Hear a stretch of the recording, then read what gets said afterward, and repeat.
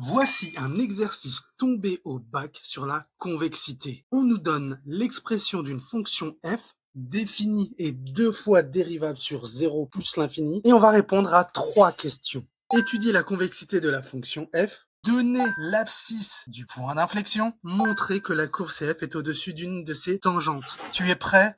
C'est parti! Avant d'attaquer, ces trois questions coûtent 1,5 points au bac. Idéalement, c'est que tu réussisses à les faire en moins de 12 minutes. On y va pour la question numéro 1. Quand on te dit d'étudier la convexité, on attend de toi dans ta copie que tu écrives que la fonction f est convexe sur tel intervalle et où la fonction f est concave sur tel autre intervalle. C'est ce que les profs veulent lire dans ta copie. Tu as trois outils pour étudier la convexité. La courbe CF, la variation de f' et le signe de f''. Dans cet exercice, on nous donne l'expression de f de x. Ça veut dire qu'on va pas utiliser la courbe CF. Tu pourrais dériver f et étudier la variation de f', mais le mieux c'est de dériver une deuxième fois et étudier le signe de f'', parce que tu es habitué à trouver le signe des expressions. Première étape, on détermine f'' de x. Je prends l'expression de f de x. C'est de quelle forme ça?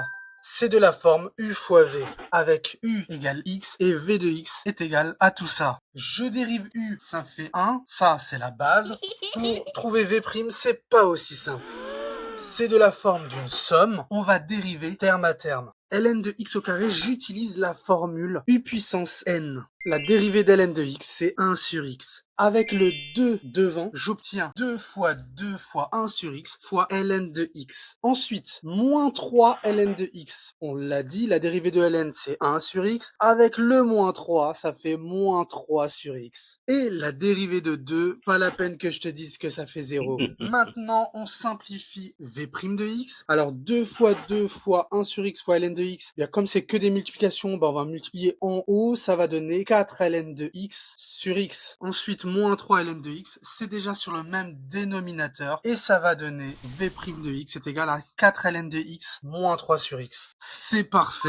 J'ai mon u. J'ai mon u', j'ai mon v, j'ai mon v', je peux appliquer la formule u fois v et ça me donne f' de x est égal à tout ça. Attention à bien mettre les parenthèses, sinon ton calcul pourrait être faux. 1 fois toute cette expression, 1 fois quelque chose, ça fait le quelque chose. Pour le deuxième terme, on a les x qui vont s'annuler. On commence à y voir le bout. On peut regrouper certains termes entre eux et on va obtenir f' de x est égal à 2 ln de x au carré plus ln de x moins 1. Tu viens d'obtenir 0,25 points. Maintenant qu'on a f' de x, on va redériver une deuxième fois. C'est de la forme d'une somme, ça veut dire qu'on va dériver terme par terme. 2 ln de x au carré, on l'a déjà vu, on applique u puissance n avec ln de x, sa dérivée c'est 1 sur x et on obtient 2 fois 1 sur x soit ln de x. ln de x, on connaît, ça fait 1 sur x et moins 1, sa dérivée c'est 0. Là aussi, on va simplifier l'écriture d'f' de x et ça donne 4 ln de x plus 1 sur x. 0,25 points supplémentaires pour avoir trouvé f' de x. Deuxième étape, on détermine le signe de f' de x. C'est de la forme d'un quotient, alors on va étudier le signe du numérateur et du dénominateur pour pouvoir appliquer la règle des signes. Autre information clé, on est sur l'intervalle 0 plus l'infini. Comme x appartient à 0 plus l'infini, alors x est strictement positif. On a trouvé le signe du dénominateur, jusque-là, tout va bien. Pour 4 ln de x plus 1, c'est pas la même chose. Pourquoi? Parce que la fonction ln change de signe sur l'intervalle 0 plus l'infini.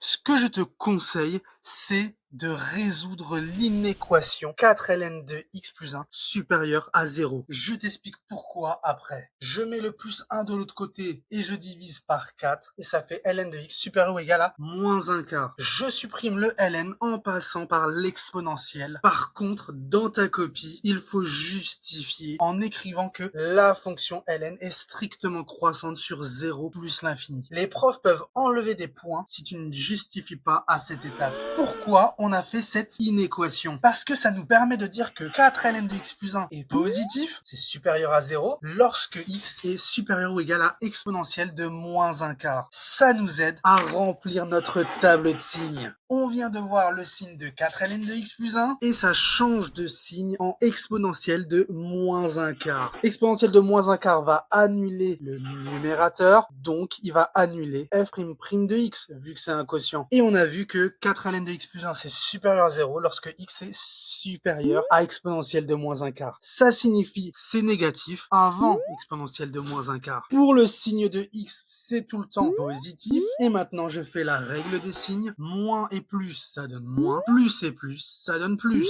On a validé la deuxième étape. Ce tableau nous permet de dire que f' de x est inférieur à 0 sur l'intervalle 0 exponentielle de moins un quart et sur exponentielle de moins un quart à plus l'infini, f' de x est supérieur ou égal à 0. Je peux conclure que la fonction f est concave sur 0 exponentielle de moins un quart et la fonction f est convexe sur exponentielle de moins un quart plus l'infini. Voilà pour la question 1. Question numéro 2. On veut l'abscisse du point d'inflexion. D'après la question précédente, la fonction f est concave sur 0 exponentielle de moins un quart et convexe sur exponentielle de moins un quart à plus l'infini. Ça veut dire que la fonction f change de convexité en x égale exponentielle de moins un quart. Alors, la courbe CF admet un point d'inflexion au point d'abscisse x égale exponentielle de moins un quart. On enchaîne avec la question 3. On veut montrer que la courbe CF est au-dessus d'une de ses tangentes sur l'intervalle 1 plus l'infini. D'après le cours, la courbe CF est au-dessus de ses tangentes sur un intervalle lorsque f est convexe sur cet intervalle. Ça veut dire qu'il faut montrer que f est convexe sur l'intervalle 1 plus l'infini. Cela revient au même. Justement, d'après la question 1, la fonction f est convexe sur exponentielle de moins un quart à plus l'infini. Pour info, exponentielle de moins un quart, ça fait environ 0,8. Ça veut dire que f est convexe sur 1 plus l'infini. On en déduit que la courbe CF est au-dessus de ses tangentes sur 1 plus l'infini. Dans l'énoncé, on parle d'une tangente au point d'abscisse E. Pour info, E, ça fait environ 2,7 qui appartient à 1 plus l'infini. Cette tangente fait bien partie des tangentes de la courbe CF sur l'intervalle 1 plus l'infini. Donc, la courbe CF est au-dessus de sa tangente au point EE sur 1 plus l'infini. Mission accomplie. J'espère que tu as compris comment on étudie la convexité à partir de l'expression de f de x, comment on trouve le point d'inflexion et comment utiliser la convexité pour déterminer la position relative de la courbe CF par rapport à une de ses tangentes. Je t'ai donné la rédaction à écrire sur ta copie afin d'avoir tous les points. Je te souhaite plein de réussite sur la convexité. Salut à toi!